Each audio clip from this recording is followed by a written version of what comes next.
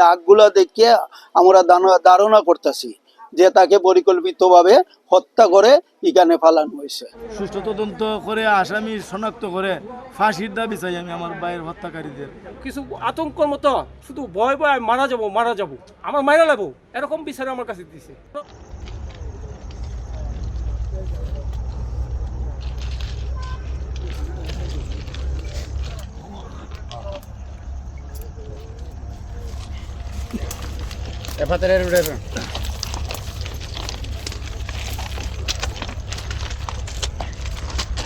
ওনার বিপের পরে লাশ দেখিয়া তার লাশের প্যান্ট গ্যাবাটিন প্যান্ট খাটা, তার তুতলিতে আঘাত, তার বাম চোখ মোজা ডাইন চোখ খোলা, এমন তার উরুতে কালো দাগ আছে, তার ঘাড়ে আঘাতের চিহ্নের মতো কালো দাগ আছে, তার মুরালিতে দাগ আছে। এই দাগগুলো দেখে আমরা ধারণা করতেছি যে তাকে পরিকল্পিতভাবে হত্যা করে এখানে ফালানো হয়েছে।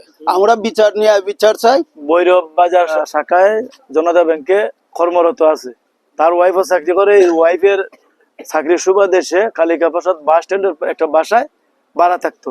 গত 1 তারিখে হঠাৎ সন্ধ্যায় আমি মেসেজ পাই, প্রতিদিনই না সকালে অফিসে যাওয়ার জন্য রেডি হইয়া অফিসে যায় নাই। ব্যাংক থেকে দুপুরের দিকে ফোন দিছে তার ওয়াইফের কাছে যে আলমগীর কেন অফিসে আসে না। তার ওয়াইফ ফোন দিল, ফোন বন্ধ পায়। পরে বিকাল সন্ধ্যার দিকে জিডি করে কইরা আমারে ফোন দেয়। সুষ্ঠু তদন্ত করে আসামি শনাক্ত করে ফাঁসির দাবি চাই আমি আমার ভাইয়ের হত্যাকারীদের। আমার সাথে সবসময় যোগাযোগ থাকে, ওনা বলতেছে একবার একজন আমার বিরক্ত করে, কালীপুরের একজন আছে ওনা বিরক্ত করে, সবসময় মাসে মাসে টাকা নেয়। আমি বলছি আপনি যদি কিছু হয় আমার বাইরে দিয়ে আমি প্রতিবাদ করতে পারবো, এই আশ্বাস আমার গঞ্জামের আমি দিছি। কিছু আতঙ্কর মতো শুধু ভয় ভয় মারা যাব আমার মারা লাগবো এরকম বিচার আমার কাছে দিছে। 5:55 এর সময় একটা সংবাদ পাই যে কালিকা প্রসাদ বিসিকের উল্টা পাশে রেল লাইনের সাথে সংলগ্ন এখানে একজন জৈনিক ব্যক্তির লাশ পড়ে আছে এবং তার পরিবার সেই ব্যক্তির লাশ শনাক্ত করে। তার নাম আলমগীর হোসেন। আলমগীর হোসেন এই ভৈরব জনতা ব্যাংকের একজন অফিসার। সে গত 1 তারিখে বাড়ি থেকে বের হয়ে আসে ব্যাংকের উদ্দেশ্যে, তারপরে আর ব্যাংকে আসে নাই। এই বিষয়ে একটা জিডি হয়েছিল থানায়।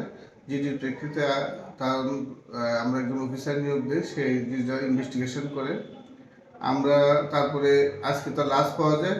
তার শরীরে কোনো আঘাতের চিহ্ন পাওয়া যায় না। লাশের পাশে একটা বিষের বোতল পাওয়া যায়। তার পরিবারের সাথে কথা বলে জানা যায় যে সে বিভিন্ন কারণে সে ফার্স্টেশনে ভুগতেছিল। সে নিজেও বিভিন্ন একটা চক্রের সাথে জড়িত ছিল। সেই কারণে সে অনেক সময় ফার্স্টেশনে ভুগতেছিল এবং এই বিষয়ে পরিবারের সাথে সে বিষয়টা শেয়ার করেছে। এখন ধারণা করা হচ্ছে সেই ফার্স্টেশন থেকে হয়তো সে নিজে আত্মহত্যা করতে পারে, অথবা যদি অন্য ভিন্ন কিছু হয়ে থাকে আমরা তার লাশ সুরাতালের জন্য মর্গে পাঠাবো এবং পুষ্পনের রুটের ভিত্তিতে আমরা পরবর্তী ব্যবস্থা নেব। আপাতত আমরা একটা রুটিন আমরা নিচ্ছি এবং আইনগত বিষয়টা করছি।